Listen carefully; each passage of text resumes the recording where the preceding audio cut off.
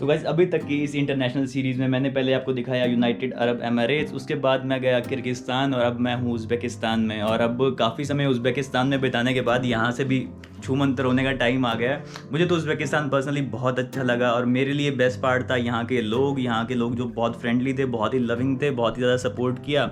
और दूसरा आप लोग भी मुझे काफ़ी अच्छा सपोर्ट मिल रहा है उज़्बेकिस्तान सीरीज़ पे, सो थैंक्स अ लॉट। और आपको क्या अच्छा लगा उज़्बेकिस्तान के वीडियोज़ में बताना ज़रूर मुझे कमेंट करके।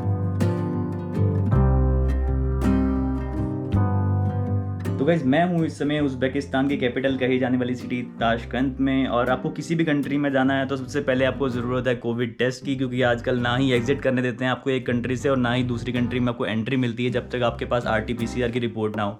तो कल मैंने ताशकंद से ही अपना RT-PCR टेस्ट करवाया। विद इन 10 आवर्स इन्होंने मुझे रिपोर्ट दे दी थी और ख़र्चा लगभग आया था इसका मुझे इंडियन में लगा के चलो तो अराउंड $20 क्या $20 USD, और इंडियन में अराउंड हमारे 1500 रुपये के आसपास खर्चा आया था। और विद इन अ डे मुझे रिपोर्ट मिल गई थी। तो 6th कोविड टेस्ट था ये मेरा और लकीली रिपोर्ट अगेन नेगेटिव ही आई है। अभी तक आपका भाई बचा हुआ है कोविड से, आपकी विशेस की वजह से शायद सब लोग मुझे विश करते हैं स्टे सेफ, तो आई एम सेफ। तो आज का प्लान है अभी फ़्लाइट लेने का। ताशकंद के इंटरनेशनल एयरपोर्ट से फ़्लाइट है मेरी, टैक्सी बुलाई है। अभी इधर बैग मेरे दोनों पैक हैं बैग अभी यहाँ पे, और अभी प्लान है जाने का एयरपोर्ट। और लेकिन यहाँ पे अभी सस्पेंस ख़त्म होने का नाम नहीं ले रहा है। मेरे हर ट्रैवल में सस्पेंस तो हमेशा आता ही है, हमेशा कुछ ना कुछ दिक्कत हुई रहती है। तो अभी उज़्बेकिस्तान में मैं आपको बताना चाहूँगा कि उज़्बेकिस्तान में कोई भी अगर टूरिस्ट आ रहा है तो उसको ज़रूरत होती है रजिस्ट्रेशन की। जी हाँ, किर्गिस्तान में तो फिर भी आपको ये है कि 30 डेज़ के बाद आपको रजिस्ट्रेशन कराना पड़ता है। लेकिन उज़्बेकिस्तान में हर दिन के बारे में सरकार को पता होना चाहिए कि आप कहाँ रह रहे हो, किसके साथ रह रहे हो, कितने लोग रह रहे हो। नहीं पता था ना आपको, मुझे भी नहीं पता था। अभी इनिशियली मैं यहाँ पे आया, मैं यहाँ पे काउच सर्फिंग कर रहा था, लेकिन मुझे इस बात का पता नहीं था कि यहाँ पे आपको रजिस्ट्रेशन की ज़रूरत पड़ती है। और इनिशियली मैंने 4 डेज़ का कराया नहीं था रजिस्ट्रेशन, जब तक मैं वहाँ पे काउच सर्फिंग होस्ट में मेरे नसीबा के पास रहा था, मेरे फ्रेंड नसीबा के पास। तो उसके बाद जब मैं होटल में रहना शुरू किया, होटल गेस्ट हाउस में, तब जाके मुझे पता लगा कि भाई यहाँ पे तो हर रोज़ आपको रजिस्ट्रेशन कराना पड़ता है। ये रजिस्ट्रेशन आप खुद भी ऑनलाइन कर सकते हैं या फिर होटल की ड्यूटी होती है कि जहाँ भी आप स्टे कर रहे हो होटल में, गेस्ट हाउस में, उसकी ड्यूटी होती है आपको रजिस्टर करने की। तो अब मेरे पास सीन ये है कि मेरे पास इनिशियली 4 डेज़ का रजिस्ट्रेशन नहीं है और बाद के अब आज तक का सब रजिस्ट्रेशन मेरे पास है। आखिर में जब भी आप चेकआउट करते हो आपको होटल एक स्लिप देता है और इसकी फ़ीस लगती है पर डे की 10,000 सोम के आसपास की फ़ीस लगती है। इंडियन में हो गया लगभग 70 रुपये। तो ये होटल या फिर गेस्ट हाउस ही पे करता है। और अगर आप काउच सर्फिंग कर रहे हो तो आपको खुद से ऑनलाइन लॉगिन करके, इनका एक वेबसाइट है, मैं लिंक डाल दूंगा डिस्क्रिप्शन में, तो आपको उस पर लॉगिन करके खुद से पे करके आपको वो स्लिप निकालनी होती है। तो जब एयरपोर्ट पे आप इमिग्रेशन एग्जिट करते हो, जब आप उज़्बेकिस्तान से बाहर जाते हो अपनी कंट्री में किसी और कंट्री में, तब आपसे उस स्लिप्स की डिमांड की जाती है। और अगर वो कम हुई तो बहुत तगड़ा फ़ाइन हो सकता है। अब मेरे को यही डर लग रहा है कि अब मेरे को कितना फ़ाइन पड़ेगा, क्या मुझे वो जाने देंगे या नहीं जाने देंगे, ये तो आगे की कहानी है। बाकी रजिस्ट्रेशन का थोड़ा और प्रोसेस मैं आपको एक्सप्लेन करूँगा, एक बार बस मैं इमिग्रेशन क्लियर कर लूँ। अभी टैक्सी बुलाई है, वो आती है तो निकलता हूँ एयरपोर्ट की तरफ।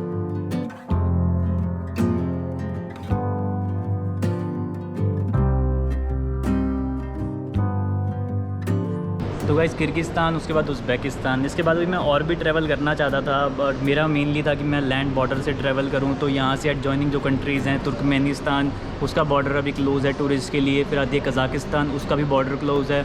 और फिर आती है तजिकिस्तान। तो तजिकिस्तान का पहले तो बॉर्डर टूरिज़म के लिए क्लोज़ था, मैंने काफ़ी ट्राई किया था कि उसका भी मैं वीज़ा ले सकूँ। लेकिन अभी मुझे कल ही पता लगा कि उसका वीज़ा खुला है। तब मैंने बात की एम्बेसी में, लेकिन उनके लिए भी काफ़ी रिक्वायरमेंट थी, बहुत ही ज़्यादा उसके लिए फ़ीस मांग रहे थे। लगभग $160 की उसकी फ़ीस थी वीज़ा की। उसके बाद ट्रैवल डॉक्यूमेंट, ये वो काफ़ी अभी रिस्ट्रिक्शन थी उसके ऊपर भी। और आप लैंड बॉर्डर से भी क्रॉस नहीं कर सकते हो, आपको फ़्लाइट लेके ही दुश्मनदे जो उनकी कैपिटल है वहीं पे ही जाना होगा। तो अभी काफ़ी रिस्ट्रिक्शन थी, इसलिए मैंने अभी सोचा कि नहीं, अभी नहीं जाना चाहिए तजिकिस्तान।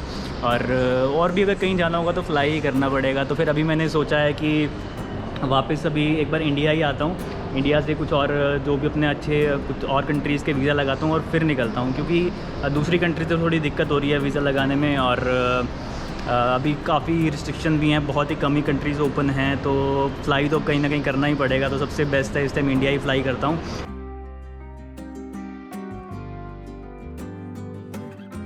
तो गाइस एक मेरे साथ घटना ना कल भी हुई, आपको बताता हूँ, अगर आगे कभी आप भी ट्रैवल कर रहे हो तो आपको हेल्प मिलेगी। जो मैं आपको फर्स्ट पार्ट दिखाया है इस वीडियो का, जब मैं होटल में था और मैं बोल रहा हूँ कि मैंने टैक्सी बुला रहा हूँ, वो एक्चुअली कल था। ठीक है, हूँ मैं अभी भी ताशकंद में ही, वो भी सीन ताशकंद का ही था, वो मेरे होटल का था और अभी मैं हूँ एयरपोर्ट पे। तो कल मैंने जो फ़्लाइट की टिकट बुक कराई थी वो मेरी थी काम एयर, जो कि है अफ़गानिस्तान की एक नेशनल एयरलाइंस, लो कोस्ट एयरलाइन है। तो मेरी फ़्लाइट थी ताशकंद से काबुल और काबुल से दिल्ली की, और काबुल में उसका लेओवर था लगभग 15 से 20 घंटे के आसपास का था। तो और वो बहुत सस्ती फ़्लाइट थी, वो मुझे मिली थी लगभग 12,000 के आसपास की। तो मुझे ये था कि चलो ठीक है, एक नया एक्सपीरियंस मिल जाएगा, एक नई एयरलाइन में ट्रैवल करते हैं काम एयर में, और चलो एयरपोर्ट पे अगर आप गए काबुल एयरपोर्ट पे थोड़ा टाइम बिताएंगे, वहाँ से भी कुछ अलग एक्सपीरियंस मिलेगा। तो इस करके सस्ती तो थी, तो मैंने सोचा कि क्यों ना ये एयरलाइन कराई जाए। तो मैंने वो एयरलाइन कराई थी और उसके बाद कोविड टेस्ट मैंने करा ही लिया था, मैंने आपको दिखाया। उसके बाद जब मैं पहुँचा यहाँ पे एयरपोर्ट पे पहुँचा तो चेक इन करने गया तो सीधे ही उन्होंने मना कर दिया कि नहीं, हम आपको नहीं ले जा सकते। काम एयर ने मना कर दिया। क्यों मना किया? क्योंकि काबुल में ट्रांजिट ज़ोन ही नहीं है, तो आप वहाँ से ट्रांजिट कर ही नहीं सकते। अभी उन्होंने ट्रांजिट ज़ोन ही नहीं बनाया हुआ है कि आप वहाँ थोड़ी देर रुक के आपको किसी और कंट्री में चले जाओ। आपके पास अफ़गानिस्तान का वीज़ा होना ज़रूरी है, आपको अफ़गानिस्तान में एंटर करना पड़ेगा, इमिग्रेशन करना पड़ेगा, उसके बाद आप दोबारा फ़्लाइट लेके दिल्ली जा सकते हो। तो वो तो सीन इम्पॉसिबल था, तो फंस गया था पूरी तरीके से। फिर मैंने वहीं एयरपोर्ट पे ही बैठा हुआ मैं और देख रहा था कि कोई और एयरलाइन मिल जाए, कोई अभी जा रही हो तो। फ़्लाई दुबई और एयर अरेबिया वगैरह भी जाती है यहाँ से। उज़्बेकिस्तान एयरवेज़ की डायरेक्ट फ़्लाइट है, लेकिन वो बहुत कभी कभी चलती है, वीक में शायद 2 बार ही है, और उसका टाइम बहुत ऑड है, लगभग सुबह 2 बजे के आसपास जाती है। तो आजकल क्योंकि एक दिक्कत है कोविड की, तो बहुत ही कम ही एयरलाइंस चल रही हैं, तो बस फिर और कोई चारा ही नहीं था, कोई एयरलाइन मिली नहीं। तो आज नेक्स्ट डे 7 अप्रैल, अब तो महीना भी भूलने लग गया यार, 7 अप्रैल की मेरे को फ़्लाइट मिली एयर अरेबिया की, जो वाया शारजा है।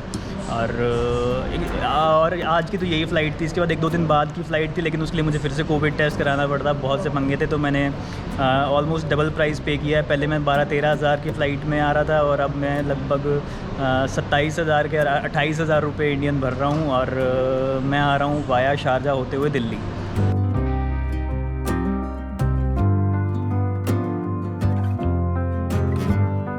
तो गाइज़ एयर अरेबिया की ये फ़्लाइट मेरी है लगभग 11 घंटे की, जो उसका शारजा में होगा लगभग 4 घंटे का लेओवर, बाकी 3-3 घंटे की फ़्लाइट है। 3 घंटे की है ताशकंद से शारजा, और 3 घंटे की है शारजा से लेके दिल्ली तक की।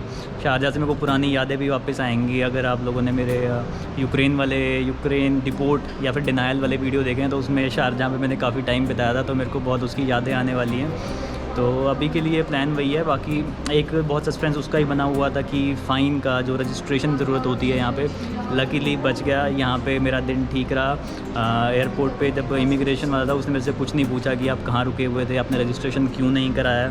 आई डोंट नो, मेरा शायद 1 ही दिन का ज़्यादा था, क्योंकि 3 दिन का अलाउड होता है, और मेरा 4 दिन का था कि मेरे पास नहीं था 4 दिन का। 3 दिन का मिसिंग हो तो ये अलाउ कर देते हैं, लेकिन इन्होंने 4 दिन का भी कर दिया। मे भी शायद 1 ही दिन फालतू था इसलिए। और बाकी मूड पे भी डिपेंड करता है। देखो, इमिग्रेशन ऑफिसर के मूड पे बहुत ज़्यादा डिपेंड करता है चीज़ें। तो आप अगर कभी आगे आ रहे हो तो अपना प्रॉपर रजिस्ट्रेशन कराओ। मुझे इस बात का पता नहीं था, लेकिन अब आपको पता लग गया है कि उज़्बेकिस्तान आना है तो डेली रजिस्टर कराना है अपना होटल के through.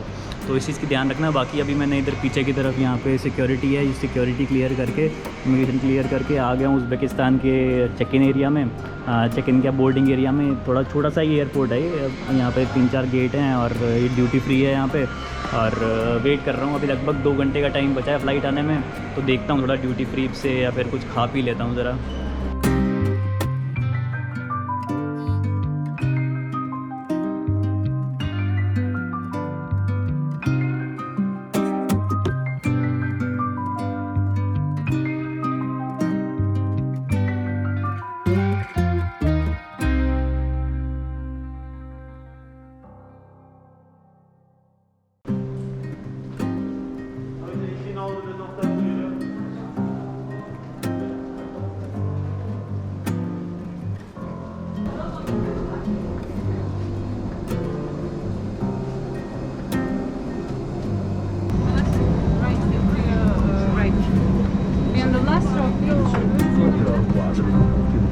Please ensure that you've safely stowed all hand baggage in the overhead stowage or directly under the seat. 28F ज़्यादातर मैं कॉर्नर सीट ही लेता हूँ, सही रहता है। And do not block the aisle.